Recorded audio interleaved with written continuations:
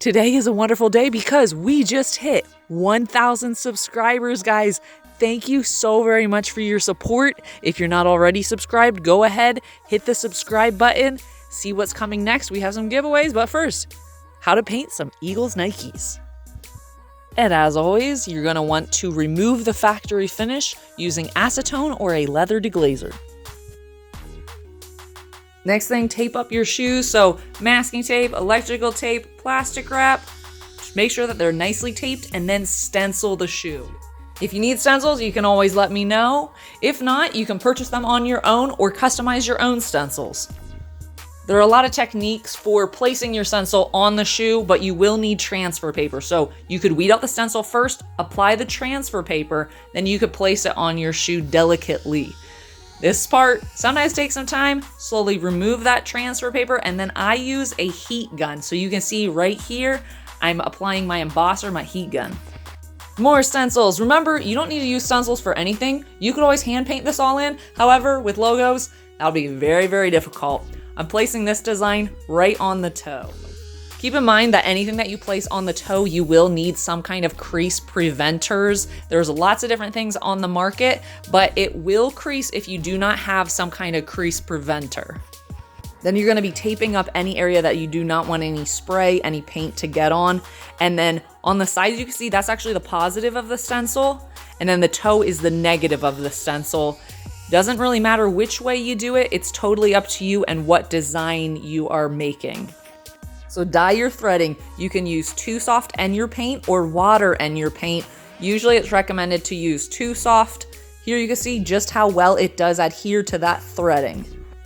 If you just use paint, there's always a chance of it scratching off the threading. So I always recommend water and paint or 2 Soft and paint. Next, optional, dye your leather. Optional is to use a leather dye. So I do this just for more durable customs. You don't have to. You can also even use this leather dye to dye your threading too. Yo, check out my amazing airbrush booth. So you want proper ventilation. You should be wearing your mask and you should have a window open and airbrush light coat. So here, if you don't have an airbrush, that's totally fine. You can hand paint this all. Hand painting it will take a great deal of time. I personally recommend get an airbrush and use those light coats. Now, I used about 5 coats, but depending on what type of custom you're doing, maybe you need a little bit more, maybe a little bit less. Depending on what your design is, you're gonna wanna tape off other areas to prep when you spray other colors. So I'm gonna be painting black next. So I'm just gonna tape off that area and then I'm going to go in and airbrush it black. Now, if you don't have an airbrush, you can always hand paint it. You can also use a sponge to do all of this. For both things, make sure with paintbrushing, airbrushing, or sponge, you want to use very, very light coats. Once you're done with that, you can go ahead and then weed out your stencil. So I have one more color to use rather than using the airbrush. I'm just going to hand paint it, use my light gray, and hand paint the details. Make sure, again, that you dye the threading first. Once you're done, you can go ahead and remove your stencil. So you can remove your stencil with a weeding tool, you can remove your stencil with an X-Acto knife or a larger needle.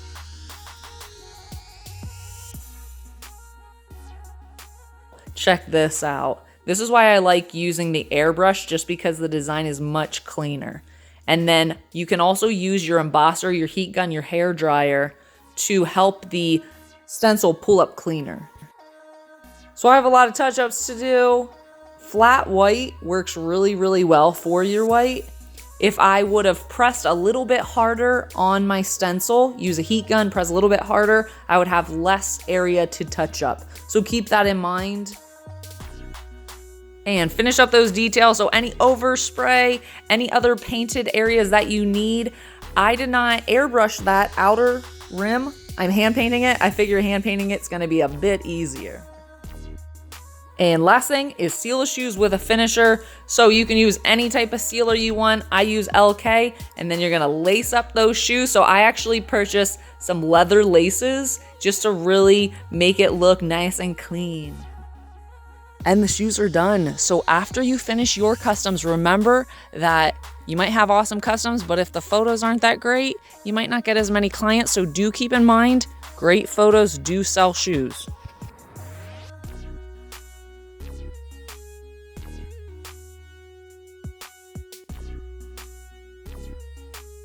And just to give you guys an idea of how long these shoes took me, they did take me around 10 hours. So keep that in mind when you are charging for shoes. If you haven't done a specific design before, it might take you a lot longer than you anticipate. If this video was helpful, please like and subscribe, and then comment what you'd like to see next. If there's any questions you have, go ahead, drop a comment down below. And thank you guys so much for watching. I really appreciate your support. There will be giveaways in either January or February, so make sure that you're subscribed so then you can be notified when the next video drops.